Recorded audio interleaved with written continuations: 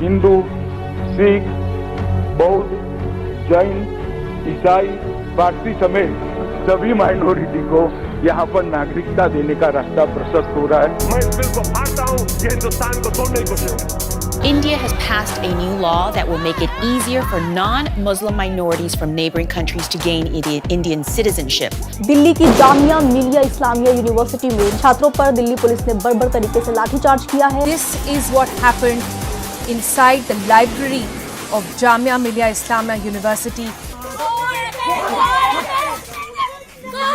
ना हिंदू खतरे में है, ना मुसलमान खतरे में है। धर्म का चश्मा हटाओ, पूरा हिंदुस्तान खतरे में है। पुलिस का जो ब्रूटल रिप्रेशन हुआ है जामिया में, असम में और एएमयू में, हम उसके खिलाफ यहाँ पर प्रदर्शन कर रहे हैं। ये सिर्फ जामिया मिलिया इस्लामिया की लड़ाई है। आप ये देखिए यहाँ पर ये पोस्टर्स, इनका पोस्टर देखिए, नॉर्थ ईस्ट के साथियों संघर्ष करो, हम तुम्हारे साथ हैं। लाइब्रेरी में मतलब किसी बंदे ने अपने हाथ में पत्थर नहीं रखा, वो सब बच्चे पढ़ रहे थे।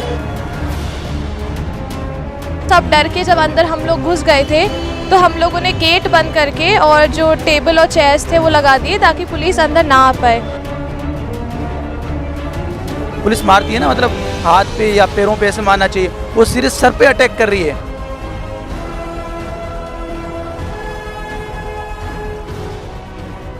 नमस्कार, द वायर में आपका स्वागत है। मैं हूं आरफा खानम शेरवानी।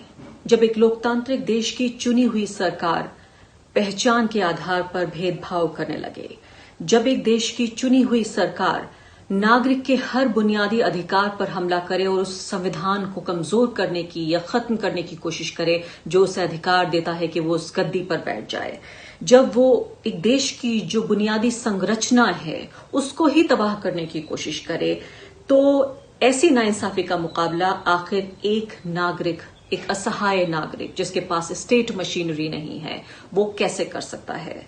ये रास्ता जामिया ने दिखाया जब सीएए कानून पास हुआ। उसका विरोध करने के लिए जामिया के छात्र सड़कों पर उतरे और उसी दौरान जो लीड कर रहे थे लोग, जो नेतृत्व कर रहे थे इस पूरे प्रदर्शन का, इस पूरे आंदोलन का, वो या तो जेल में हैं या फिर पुलिस इन्वेस्टिगेशन का सामना कर रहे हैं। आज मेरे साथ 4 छात्र मौजूद हैं जिनके जरिए हम इस मुद्दे पर बातचीत करेंगे कि आखिर क्या कुछ 21वीं सदी को इस आंदोलन ने दिया और यहां से रास्ता कहाँ जाता है। और आज के दिन को सालगिरह कहा जाए या बरसी कहा जाए, इस मौके पर मेरे साथ 4 वो मेहमान मौजूद हैं जो कि इस पूरे घटनाक्रम का हिस्सा रहे, जिन्होंने इस दर्दनाक अनुभव को सहा, जिया और आज एक सर्वाइवर के तौर पर हमारे साथ मौजूद हैं। ये चारों हैं जामिया के वो छात्र जिन पर देश नाज भी करता है, जिन्होंने न सिर्फ कि भारत को बल्कि पूरी दुनिया को ये बताया कि जो 21वीं सदी का रेजिस्टेंस है उसका चेहरा क्या होगा, उसकी शक्ल क्या होगी, उसके गाने क्या होंगे और उसके चेहरे आपके सामने यहाँ पर मौजूद हैं। 4 लोग मेरे साथ हैं, जामिया के 4 छात्र। मेरे साथ सृजन चावला हैं, इसके अलावा नाइला ख्वाजा हैं, चंदन कुमार और सैफुल इस्लाम। 4 मेरे साथ छात्र यहाँ पर मौजूद हैं। ये चारों जामिया के छात्र हैं। सृजन और नाइला दोनों मास कम्युनिकेशन की छात्राएं हैं और उम्मीद ये करते हैं कि तमाम चीजें वो दुनिया से कम्युनिकेट करेंगी आगे चल के। सबसे पहले मेरा सवाल, सृजन मैं आपसे शुरुआत कर लेती हूँ। मुझे ये बताइए कि 1 साल बाद जब आपको एक सर्वाइवर या एक फाइटर की तरह हम देखते हैं, जामिया के हर छात्र को मैं कहना चाहती हूँ, न सिर्फ कि आप 4 लोग, आप उनका चेहरा हो सकते हैं, आप उनकी आवाज हो सकते हैं, आप किस तरह से देखते हैं इस 1 साल को? I think yes, it has been great that students have come out as a strong power of resistance, and yes, this is a fact कि जामिया पे जो वायलेंस हुआ है 15 दिसंबर को, बहुत सारे कैंपसेस में प्रोटेस्ट होते आए हैं, चाहे वो कैंपस के किसी नॉर्म्स के अगेंस्ट हो या गवर्नमेंट के किसी रेगुलेशन के अगेंस्ट हो, but when it comes to Jamia students or Aligarh Muslim University students, then why so much of resistance and why so much of violence from the polices or the state's end is my problem. Now, how I look at this 1 year is that yes, it has given me a sense of power कि students protest कर सकते हैं, अपनी आवाज उठा सकते हैं। जो हमने 3-4 महीने का protest किया, that has changed our life. पर एक बात और है कि इस 1 साल में जब गवर्नमेंट फिर से बोलती है इतने प्रोटेस्ट होने के बाद भी कि हम सीए एनआरसी का रेगुलेशन स्टार्ट कर देंगे जनवरी फरवरी से, तो it is really a setback and a problem कि हमारी आवाज उन तक नहीं पहुंच रही है, चाहे वो अभी हम सर्वाइवर हो या हम कितना भी सफर कर चुके हो। तो प्रॉब्लम ये है and it has psychological impact. सृजन, मैं आपसे ये जानना चाहती हूँ, आपने कहा कि इस 1 साल ने आपकी जिंदगी बदल दी, कैसे बदली आपकी जिंदगी इस 1 साल में? साइकोलॉजिकली जितना इफेक्ट पड़ा है जामिया के स्टूडेंट्स को, जो भी हमने चोट खाई या जो भी स्टूडेंट्स के साथ हुआ वो एक चीज है एंड वो रिपेयर भी हो जाएगा, रिकवर हो जाएगा। But you know the kind of suppression and domination जो गवर्नमेंट ने हमारे माइंड्स पे किया है, that is irreplaceable और irreparable। बिकॉज जामिया के हर एक स्टूडेंट को, अभी कोई स्टूडेंट लॉ पढ़ रहा है, कोई मास कम्युनिकेशन पढ़ रहा है, वो लॉयर बनेगा, कोई फिल्म मेकर बनेगा, कोई जर्नलिस्ट बनेगा। But what has this entire thing taught us is a problem कि आप जब भी डिसेंट करोगे या अपनी वॉइस किसी चीज के अगेंस्ट रेज करोगे तो आप पे इस तरह का सप्रेशन होगा। So you know it's also the construction of minds, how they intend to create and construct the minds of youth. It's not just on Jamia's road, तो हमें अंदर कितना इम्पैक्ट करेगा हमारे क्लासरूम पे, दैट इज ऑल्सो क्वेश्चन। बहुत अच्छी बात आप कह रही हैं कि दिमागी जो गुलामी है, जो मानसिक गुलामी है, वो कराना चाहती है सरकार। इसीलिए जो रेजिस्टेंस है, जो उसको लेकर एक संघर्ष है, जो आवाज उठाई जा रही है, उसको कुचल के ही मानसिक गुलामी स्थापित की जा सकती है। और हास्यास्पद ये है, तकलीफदेह ये है कि ये दुनिया के सबसे बड़े लोकतंत्र में हो रहा है।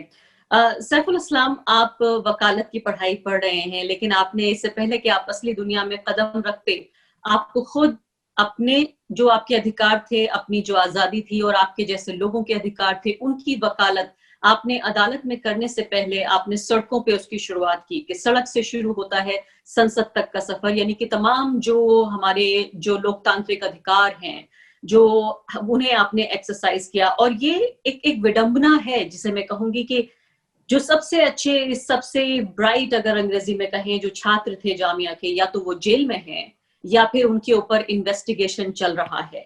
और इसीलिए हम आप तक वो लोग लेकर आए हैं जो किसी तरह से बच पाए हैं। हालांकि मानसिक रूप से जाहिर है सभी फिक्र के हालात में होंगे, कुछ लोग खौफ में भी होंगे, उसके बावजूद भी किस तरह से किनारे पर बैठे हुए इंतजार कर रहे हैं और देख रहे हैं कि कैसे ये देश उनके साथ और देश की जो सरकार है वो सुलूक कर रही है। सैफुल, आप कैसे आज के दिन को देख रहे हैं? 1 साल में आपका जीवन कितना बदला, कितना बेहतर बदतर हुआ? मैं जब आपसे बात कर रहा हूँ तो मैं अफ्तार भी कर रहा हूँ इस समय। आज मेरे घर में सब रोजे थे, मगरिब की अजान हो रही थी और मैं उस दिन को याद कर रहा था। और मम्मी कह रही थी जब मैं तुम्हें कॉल किया तो मैं लाइब्रेरी के एक डेस्क के नीचे छुपा हुआ था। 8-9 मिस कॉल के बाद मैं कॉल नहीं उठा पाया और घर वाले को लगा शायद मुझे कुछ हो गया है, क्योंकि मैं 2013 के आसपास ही यूनिवर्सिटी गया था और मुझे यूनिवर्सिटी का हर एक गेट, हर एक लाइब्रेरी का हर एक गेट सब कुछ देखा हुआ था, जिस वजह से मैं बच गया वहां पर। अगर संडे का वो दिन था जो बार बार पुलिस कहती है कि लाइब्रेरी में बाहर के बच्चे गए, उस पॉइंट को, ये हम जो बाहर से आए थे, संडे को एक लाइब्रेरी बंद रहती है, उसके गेट को जब पुलिस ने तोड़ दिया तो मुझे याद आया कि जो अंदर जो लाइब्रेरी है बहुत ही राउंड लाइब्रेरी है, अंदर तभी कोई समझ पाएगा अंदर क्या है जब वो अंदर गया होगा। मैं अपने साथियों को लेकर अंदर गया, हम अंदर जाकर वहां छिप गए थे। मैं सामने देखा कि चंदन को पुलिस बाथरूम से निकालते हुए आ रही है और सामने शोएब थे जो मेरा जूनियर है फैकल्टी का। चंदन और शोएब को पुलिस ने इतना मारा और उसको बचाने के लिए मन्नान हमारा साथी है, उसने हिम्मत किया और पुलिस ने उसके 4-5 लाठियां पैर पे लगाई, वहीं पर उसका पैर टूट गया था। ये सब कुछ हो रहा था और मैं सामने से देख रहा था कि मिनहाज भाई और एक हमारे एमबीए के सीनियर थे, उनसे मैं सुबह मिला था, वो उनका दोनों हाथ टूट गया है, वो ऐसे है बिल्कुल, लेकिन पुलिस उन्हें डिटेन करके एनएफसी ले गई थी और रात भर रखा। दूसरे दिन सुबह में उनको हॉस्पिटल लेके वहां से गई पुलिस। तो ये सब कुछ मैं इसी वक्त हो रहा होगा, मतलब ठीक ही 5-6 का समय था और इमाम साहब मस्जिद में अनाउंस कर रहे हैं कि मस्जिद के अंदर नहीं आए पुलिस, और मैं एक डेस्क के नीचे अपने साथी के साथ बैठा हुआ, बिल्कुल सुकर के, नीचे पुलिस की लाठी और उनका पैर दिख रहा है। मैं सिर्फ इसलिए बच रहा हूँ क्योंकि मेरा 7 साल स्टैंड हो चुका है यूनिवर्सिटी के अंदर, नहीं तो वो तमाम जो लड़कियां मार खाई, जो नए बच्चे आए थे खास की, वो मार खाए थे। हुआ ये था कि 15 दिन के बाद यूनिवर्सिटी फिर खुलने वाले थे, जो नोटिस आया था कि 13 के यूनिवर्सिटी बंद हो गई है, तो बच्चों को लगा कि 15 दिन रुक कर यही तैयारी करेंगे सेमेस्टर का। और लाइब्रेरी में एक भी सीट खाली नहीं थी मैम। संडे का दिन था, 2 रूम संडे को बंद रहता है, बाकी सारा रूम खुला रहता है। बिल्कुल लाइब्रेरी फुल था। मैं 3:30 के आसपास लाइब्रेरी गया था, मैं अपना बैग निकाल कर वहां से रूम गया, खाना खाकर वापस लौट के मैं प्रोटेस्ट में आया था। तो मुझे खुद भी यकीन नहीं हो रहा था कि जो लोग सुबह मिले वो इस हालात में हॉस्पिटल में बैठे हुए हैं, चाहे वो चंदन हो चाहे मैं जानना चाहती हूँ दूसरे छात्रों से कि एक साल गुजर जाने के बाद ये जो आपने सहा सब कुछ, उसके मायने क्या हैं? क्या अगर वापस पलट के देखें और आपके पास ये विकल्प हो, चंदन भी हमारे साथ जुड़ गए। इससे पहले कि मैं नायला से बातचीत करूं, चंदन आप उन लोगों में से एक हैं जिनको इस पूरी हिंसा का भी शिकार होना पड़ा। मैं आपसे ये जानना चाहती हूँ कि अगर वापस लौट के जाना पड़े और ये आपको विकल्प दिया जाए कि आप इस आंदोलन का हिस्सा नहीं बनते, आप सीए का विरोध नहीं करते, आपको पुलिस की हिंसा का सामना नहीं करना पड़ता, तो क्या आपका विकल्प क्या होगा? क्या चुनेंगे आप? मुझे लगता है कि ये जो बाइनरी है, पहली बात कि आप हिस्सा नहीं बनते, तो शायद मैं इस सवाल को वहीं पे खत्म कर देता, क्योंकि आप जिस जो फाउंडेशन है देश का कि कंट्री सेकुलर होगा, कंट्री डेमोक्रेटिक रहेगा, ये जो दो मेन फाउंडेशन है इस सरकार के आने के बाद, इसने शुरू से ही इन दोनों पर हमला किया। ऐसी बात नहीं थी कि जो सेकुलर आइडेंटिटी थी उस पर पहले हमले नहीं हुए हैं, लेकिन इस सरकार के आने के बाद इन्होंने खुलेआम जो है लिंचिंग को एक नॉर्म बना दिया। एक ऐसे देश में जो कि कहने को लिए सेकुलर है, जहाँ की हर एक धर्म के लोग रह सकते हैं, वहां मुसलमान होना प्रताड़ित किए जाने के लिए काफी हो गया। तो आप ऐसे टाइम पर उसके बाद सरकार एक कानून लाती है, जिस कानून के आने के बाद एक कम्युनिटी को टैग करके उसको स्लेव बना देना आसान हो जाता। तो मेरे लिए जो पहला आपने जो सवाल किया है कि अगर आपके पास ये ऑप्शन होता कि आप उसमें शामिल नहीं होते तो आप क्या करते, तो शायद मैं इस ऑप्शन को, जहां से क्वेश्चन शुरू होता, मैं वही खत्म कर देता, क्योंकि ये मेरे लिए पॉसिबल नहीं है। मान लीजिए कि मिनहाज भाई और मैं एक ही एम्बुलेंस से हॉस्पिटल गए थे, तो हमने देखा कि मिनहाज भाई की आंख की क्या हालत थी, तो मेरा सर फटा, तो और कुछ लोगों के हाथ टूटे, किसी के पैर टूटे, कुछ लोगों का जो दिखा नहीं, लेकिन बहुत दिनों तक उनकी तबीयत खराब रही, काफी टाइम तक हॉस्पिटल में रहे। उन तमाम चीजों को झेलने के बाद मैं जो समझता हूँ कि जिन लोगों ने किया वो एक छोटी सी सेक्रीफाइस थी। इस आंदोलन से पीछे निकल लेना, बचा लेना खुद को, वो ऐसा था कि आप अपने आप को मार दे रहे हैं, आपके जिंदा होने के कोई मायने नहीं है। तो हमारे लिए महत्वपूर्ण है कि हम जिंदा हैं तो उसका सबूत दें हम। बहुत बड़ी बात आप चंदन कह रहे हैं, क्योंकि मैं इसलिए भी सोच रही हूँ कि हमारे दौर की विडंबना है, जिस समय को हम जी रहे हैं, ये उसकी विडंबना है कि किसानों का विरोध प्रदर्शन होता है तो आरोप लगाया जाता है कि छात्र वहां क्या कर रहे हैं अगर वो किसानों का प्रदर्शन है, वहां पे लेफ्टिस्ट क्या कर रहे हैं अगर ये किसानों का प्रदर्शन है, ये अमीर किसान हैं, ये अंग्रेजी बोलते हैं। तो यानी अगर एक पक्ष, एक ऐसा प्रभावित पक्ष जो पार्टी है उस पूरे मुकदमे में, उस पूरे घटनाक्रम का जो सबसे बड़ा हिस्सा है, अगर दूसरे लोग आते हैं तो लोग आरोप प्रत्यारोप लगाते हैं। और सीएए चूंकि धर्म के आधार पर डिस्क्रिमिनेट करता हुआ एक कानून था और ये माना गया, जो कि एक तथ्य भी था कि सीएए मुस्लिम समुदाय को अलग करके बाकी धर्म के मानने वाले लोगों को ये इस एंटाइटल बनाता है कि वो सिटीजनशिप के लिए अप्लाई कर सके। और ऐसे में इसमें सिर्फ मुसलमानों को प्रोटेस्ट करने की जरूरत है। इसलिए भी हमें जिस बाइनरी का आप जिक्र कर रहे हैं, वो बाइनरी, हमें वो लाइन यहाँ पे ड्रॉ करनी पड़ रही है। जो मेन स्ट्रीम, जिसे डिस्कोर्स हम कहते हैं, मुख्य धारा का विमर्श जो है, वो हमें इस हद तक लाकर इन सवालों को पूछने के लिए मजबूर करता है। नायला, आप मुझे बताइए कि एक साल बाद जब आप वापस पलट के देखती हैं, आपके पेरेंट्स ने आपको यूनिवर्सिटी भेजा कि आप डेवलपमेंट कम्युनिकेशन पढ़ेंगी, आप अपना करियर आगे बनाएंगी, यूनिवर्सिटी को सेफेस्ट प्लेसेस माना जाता है। मैं ऐसे लोगों को भी जानती हूँ जो शायद अपने बच्चों को कहीं भी भेजने के लिए तैयार नहीं होते सिवाय एक इस यूनिवर्सिटी के। खासकर जामिया के इसलिए भी मायने हैं क्योंकि ये एक मुस्लिम लोकेलिटी के इर्द गिर्द उसके मुस्लिम लोकेलिटी है और बहुत सेफ महसूस करते हैं। इतने सांप्रदायिक माहौल में, हिंसक माहौल में कुछ माँ बाप जो हैं वो सेफेस्ट भी महसूस करते हैं कि अपनी जो बेटी है या बहन है उसको भेजा जा सके यूनिवर्सिटी। अब जबकि यूनिवर्सिटी के मायने ही इतने खतरनाक हो गए कि ये यूनिवर्सिटी इतनी वॉलेटाइल हो गई, इतनी अंग्रेजी में कहें तो वल्नरेबल हो गई निशाने के लिए, तो आप किस तरह से देखती हैं? क्या आपको लगता है कैंपस अभी भी एक सेफ स्पेस है? उम्मीद तो यही करते हैं कि कैंपस एक सेफ स्पेस है, बट आज ही मैं अभी 5 मिनट पहले कैंपस से आई हूँ आपसे जुड़ने से पहले, और इतने स्टूडेंट्स टोटल कैंपस में नहीं होंगे क्योंकि ऑब्वियसली क्लासेस नहीं हो रही हैं, जितनी फोर्स है आज अभी भी रोड पे, जामिया रोड पर। Why is that fear? अगर हम एक लॉ बनाया जाता है विच इज अनकॉन्स्टिट्यूशनल, उसके लिए पीसफुली प्रोटेस्ट करते हैं। तो ऐसा तो कहीं भी नहीं हुआ है, कभी भी नहीं हुआ है कि किसी यूनिवर्सिटी में स्टूडेंट्स के ऊपर इस तरीके से ब्रुटैलिटी अनलीश की गई हो। Why only Jamia and Aligarh? Y?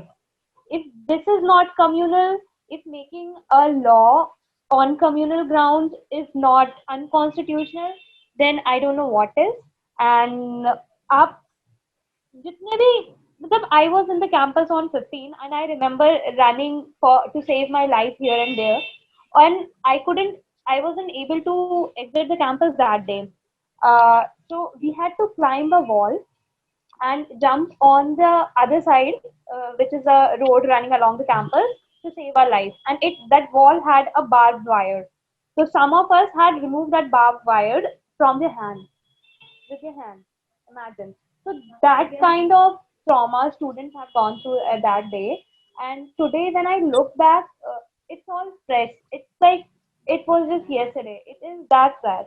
And I don't think any Jamia student can ever get over that trauma or can ever forget that. And one after other, like be it 13 December, be it 15 December, be it a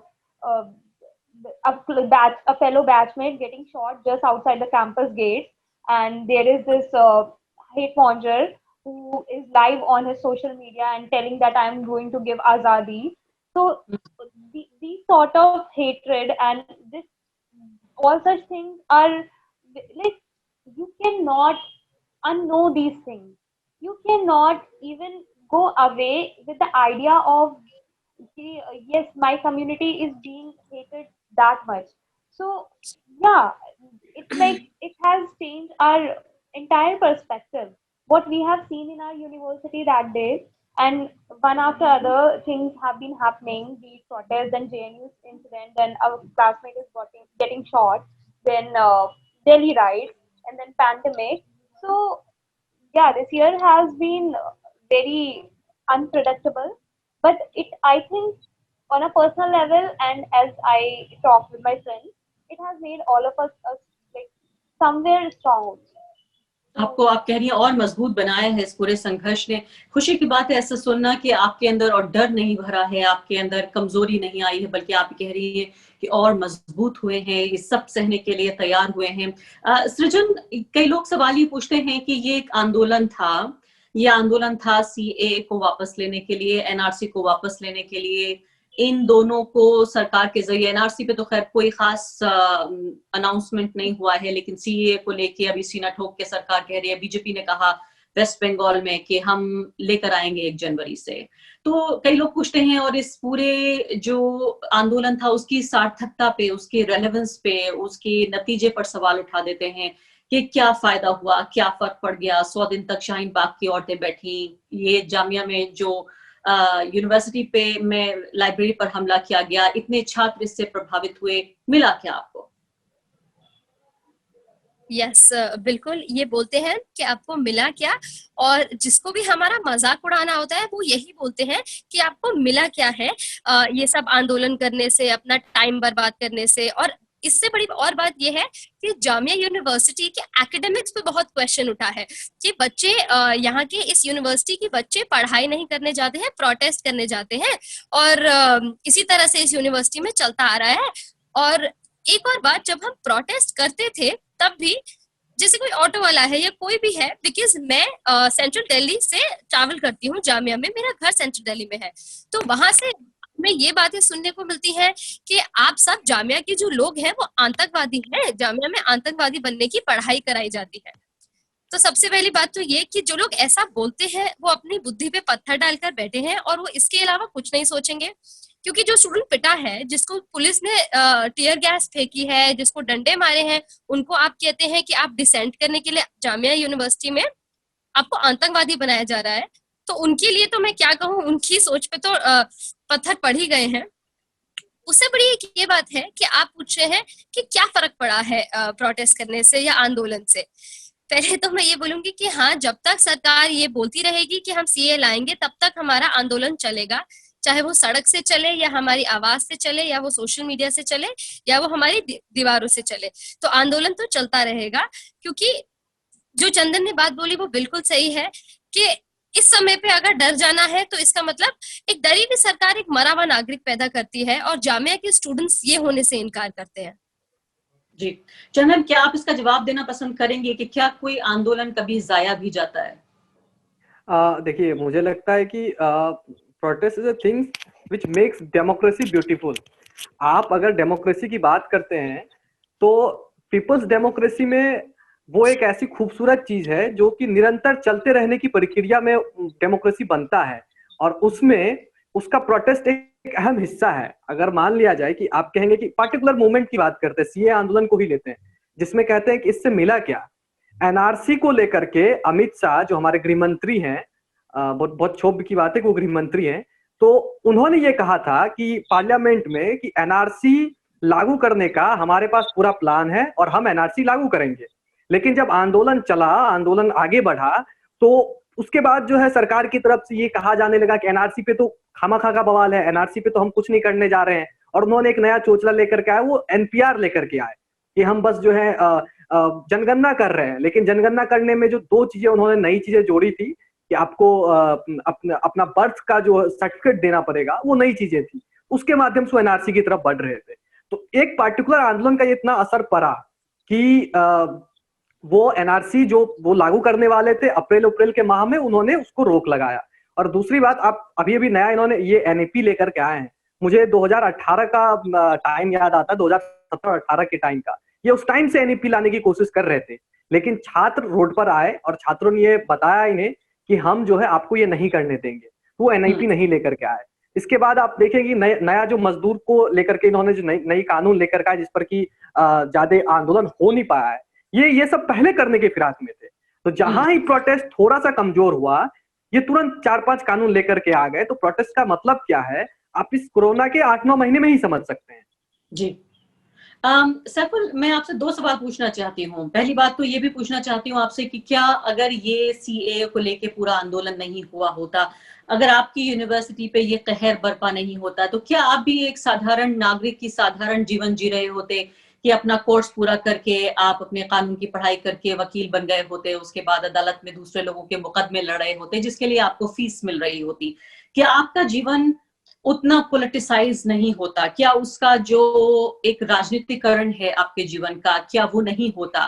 कि आप भी बहुत सारे साधारण वकीलों का जीवन जी के और जिंदगी गुजार दी होती? क्या आप इस तरह से भी पलट के देखते हैं? क्या आपको लगता है कि अब वापस जाना संभव नहीं है उस साधारण जीवन की तरफ जहां आप एक एक्टिव प्लेयर, एक एक्टिव पार्टिसिपेंट नहीं है हमारे लोकतंत्र में? मैम, आपका सवाल बिल्कुल सही है। हो सकता है मैं नहीं होता, लेकिन मैं जिस जगह से आता हूँ, जहाँ बैठा हूँ इस समय, ये शहर अररिया है। ये इतना पिछड़ा हुआ शहर है, और मैं इतने पढ़ने के लिखने के बाद, अगर जामिया पहुंचने के बाद भी अगर आवाज नहीं उठाता हूँ तो शायद मैं किसी काबिल फिर रह नहीं पाता। खुद से मैं खुद बात नहीं कर पाता। हाँ, पिछले 1 साल में बहुत कुछ बदला है मेरे लिए। दिल्ली दंगे के चार्जशीट में मेरा नाम आ गया, और यूपीए के तहत मेरे पास कई नोटिस भी आए इस दौरान, और मुझे जीसीसी का कैप्टन बताकर पूरे यूपीए के जो चार्जशीट आई है उसके अंदर मेरा नाम डाला गया है। तो ये चीज पिछले 6 महीना में मेरे घर पर मुझे परेशान किया है, घर वालों भी परेशान है इस चीज से। लेकिन मैं शांत तो नहीं बैठता। मैं आप बार बार सवाल ही पूछ रहे थे और लोगों से कि क्या बदला, जो लोग पूछते हैं। मैं बहुत 3 चीज को पिछले 1 साल में करीब से देखा हूँ। पहला चीज क्या था कि जो मौलाना थे, जो अलग अलग मुस्लिम ग्रुप्स थे, वो एक मंच पर आए हुए थे। मैं बहुत सारी मीटिंग अटेंड किया इस पूरे दिल्ली में, अलग अलग जगहों पर। मैं देखता था वहां पर कि जो मौलाना एक दूसरे का मुंह नहीं देखना चाह रहे हैं, वो लोग बैठे हुए हैं कैंपस के अंदर। हम आज तक जाने सृजन कौन है, नाइला कौन है, आज कैंपस में अलग अलग संगठन मजबूत हो चुका है।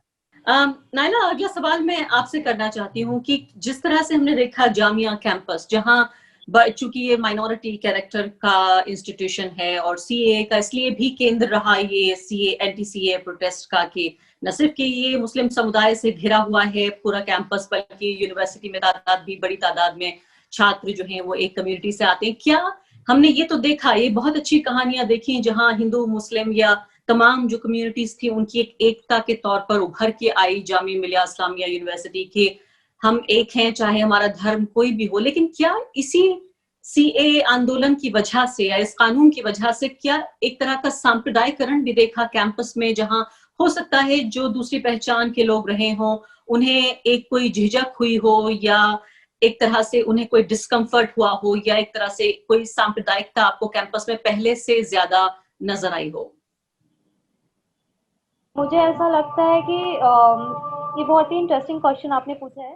जामिया में जितने भी बच्चे जो मुस्लिम कम्युनिटी से नहीं हैं, वो लोग हमारे साथ ही खड़े थे, साथ में प्रोटेस्ट कर रहे थे। And this is their country, this is मतलब ये हम सबका देश है, तो हम सब लोग एक साथ एक कॉज के लिए, कॉन्स्टिट्यूशन सभी के लिए एक है, बस एक कम्युनिटी को मार्जिनलाइज करके एक लॉ बनाया जाता है, उसके अगेंस्ट सब लोग इक्वली खड़े थे, चाहे वो मुस्लिम कम्युनिटी से हो या मुस्लिम कम्युनिटी से नहीं हो। ठीक है, मुस्लिम कम्युनिटी को वो चीज ज्यादा लगी because obviously this is the community that has been marginalised, तो उन लोगों ने एक प्रोटेस्ट स्टार्ट किया। और सबसे जो खूबसूरत बात हुई है, जामिया से जो आवाज निकली, एक हमारा नारा था कि जामिया की लड़कियों ने रास्ता दिखलाया है, जामिया की लड़कियों को इंकलाब जिंदाबाद। तो जामिया से जो आवाज उठी वो दुनिया के हर कोने में गई है। जामिया से आवाज उठी, उसने शाहीन बाग जैसा प्रोटेस्ट खड़ा किया। जामिया से आवाज उठी, उसने इंडिया में जितनी भी यूनिवर्सिटीज हैं, सेंट्रल यूनिवर्सिटीज हैं, डीम्ड यूनिवर्सिटीज हैं, वहाँ सब में प्रोटेस्ट हुए CAA NRC के अगेंस्ट। जामिया AMU के स्टूडेंट की सॉलिडारिटी में, JNU के स्टूडेंट की सॉलिडारिटी में।